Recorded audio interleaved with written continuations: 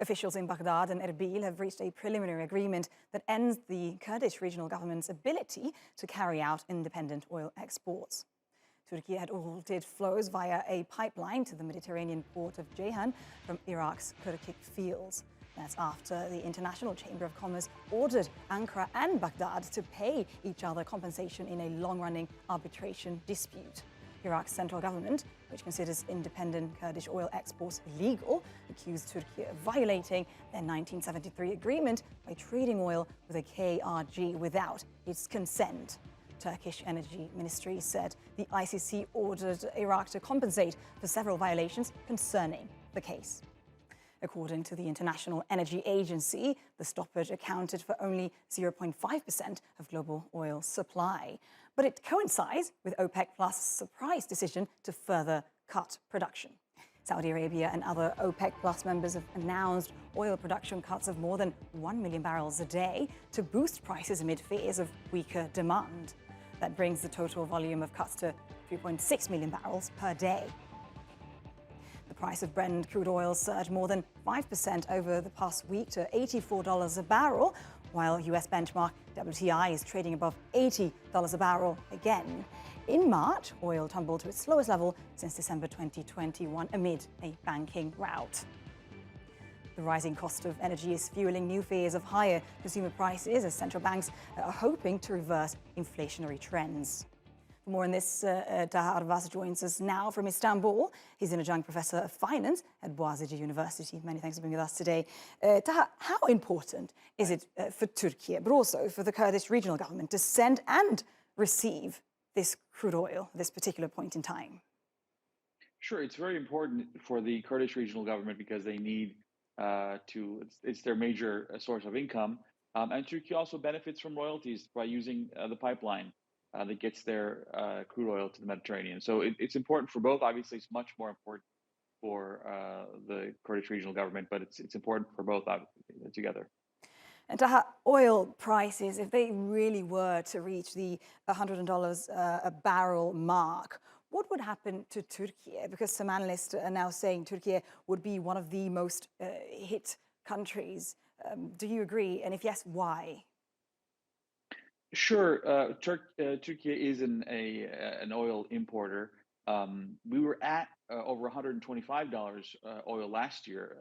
This time last year, we were at much higher oil prices. So it won't be an existential threat to Turkey. But as an oil importer, it will be bad. Obviously, this will increase the price of many things. It will not only be bad for Turkey, it will be bad for most countries in the world who are dealing with inflation. This is a bad time for prices of many things to increase, because if you buy even tomatoes or lettuce or whatever, vegetables, fruits, all of these things need to be transported from the field to your table.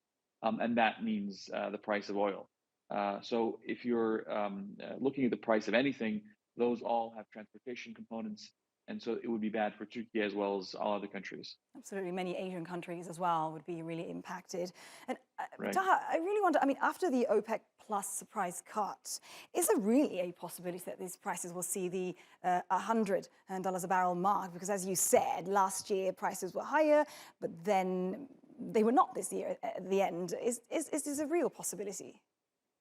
Sure. So there's two things going on. The price of oil itself may not necessarily be increasing, but but oil is measured in dollars, and the strength of the dollar is decreasing because of the recent banking routes that you talked about, the banking crisis in the United States. Because of most recently, we saw employment numbers come in flat in the United States. This means that the United States is most probably in for a recession. And that means that the Federal Reserve cannot continue to increase interest rates, which means the dollar will be less valuable. And so it's not necessarily that the price of oil is increasing, but the price of what oil is being measured in dollars, the strength of that is decreasing. As a result, the price of oil that we see is apparently increasing. But like I said, not necessarily that the demand for oil has increased, but that the measurement tool, the dollar, has been weakened since the last time we looked at oil prices. Right, the dollar being at the denominator. But what about, you touched Right. on those recession fears in the US, but also globally, right? How would recession fears from now on really impact the supply and demand of crude oil globally? Right. So we're in a very interesting scenario right now because there has been excess savings across the world during the pandemic, which means consumers have for a long time benefited from more disposable income. But that disposable income seems to be winding down. It seems that consumers have spent the last of those savings.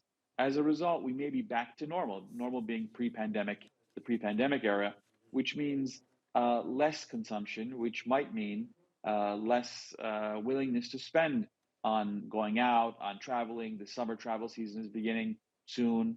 If people spend less here, then we'll see less of a demand for gasoline, which means less of a demand in turn for oil. So if we hit a major recession in the United States, that will trickle down. That will, if the U.S. sneezes, the world catches a cold, and so that will be really bad for everyone.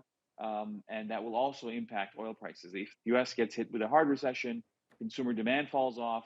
That's going to hurt oil prices all around the world.